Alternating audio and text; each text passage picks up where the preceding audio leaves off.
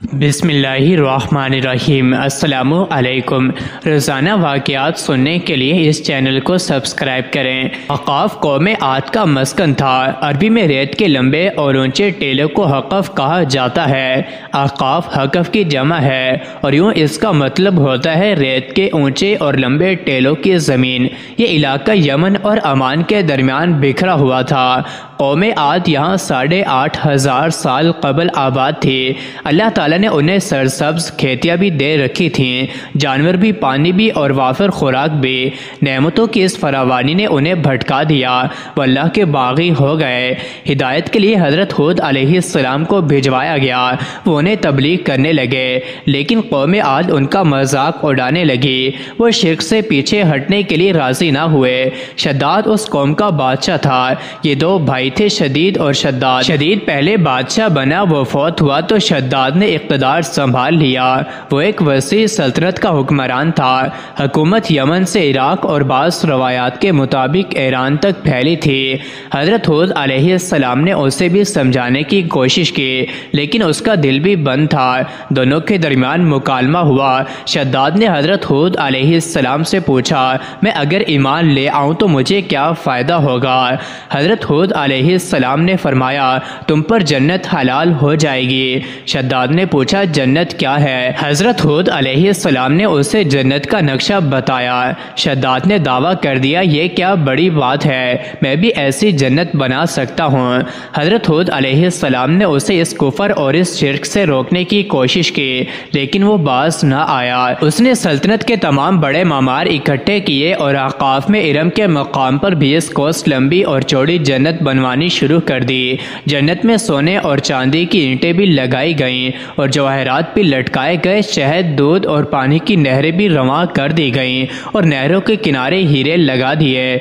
बड़े बड़े महल बनाकर हर महल तक दूध और शहद की एक छोटी नहर पहुंचा दी। दुनिया जहां के दरख्त, पौधे और फूल भी लगवा दिए। दरख्तों पर सोने के फूल लगाए, दीवारों को अर्के गुलाब से तरोताज़ा किया गया। कौम आद बुलंद सतूनों पर महल्लात बनाने की माहिर थी। शद्दाद की इरम जन्नत में ये फ़न अरूज पर था। रेत के टेलों के दरमियान बुलंद सतून थे और उन सतूनों पर सोने और चांदी की इमारतें खड़ी थीं, जिस पर सूरज की रोशनी पड़ते ही आंखें चंदिया जाती थी। शद्दाद ने फैसला किया था वो जन्नत की तकमील के बाद इसमें कदम रखेगा। मामारों ने जब उसे जन्नत की तकमील की इतला दे दी तो वो तैयार हुआ, अपनी फौज ली और जन्नत के मुआयने के लिए निकल खड़ा हुआ। वो जन्नत के दरवाजे पर पहुंचा, घोड़े से नीचे उतरने लगा। अभी उसका एक पाँव जमीन और दूसरा घोड़े की रुकाब पर था कि मलकुल मौत आ गया। शद्दाद ने उससे सिर्फ जन्नत में कदम रखने की मोहलत मांगी, लेकिन फरिश्ते का जवाब था, अल्लाह ताला का हुक्म है, मैं तुम्हें तुम्हारी जन्नत में कदम न रखने दूं। वो बहुत गिड़गिड़ाया, लेकिन मलकुल मौत ने उसकी जान कब्ज कर ली। वो जमीन पर दूसरा कदम न रख सका। शद्दाद की मौत के बाद हजरत जिब्राइल अमीन ने चीख मारी और शद्दाद की पूरी जन्नत जमीन में धंसकर गायब हो गई। शद्दाद का अंजाम कौम आद के लिए काफ़ी था, लेकिन जब इंसान की अकल पर गरूर का पर्दा पड़ता है तो शद्दाद हो या शदीद, उसे किसी का अंजाम दिखाई नहीं देता। हज़रत हूद अलैहिस्सलाम कौम को शद्दाद का अंजाम बता बताकर डराते रहे, लेकिन आद ना माने, यहाँ तक कि वो मायूस हो गए। अल्लाह ताला ने उन्हें साथियों के साथ इलाके से निकलने का हुक्म दे दिया और वो कौम को आखिरी बार समझाकर आकाब से निकल गए। अल्लाह ताला ने उनके बाद आद पर खौफनाक आंधियां मुसल्लत कर दी। वो आंधियां 7 रातें और 8 दिन चलती रहीं, यहाँ तक कि पूरी कौम अपने बुलंद सतूनों और सोने और चांदी की इमारतों समेत जमीन में दफन हो गई।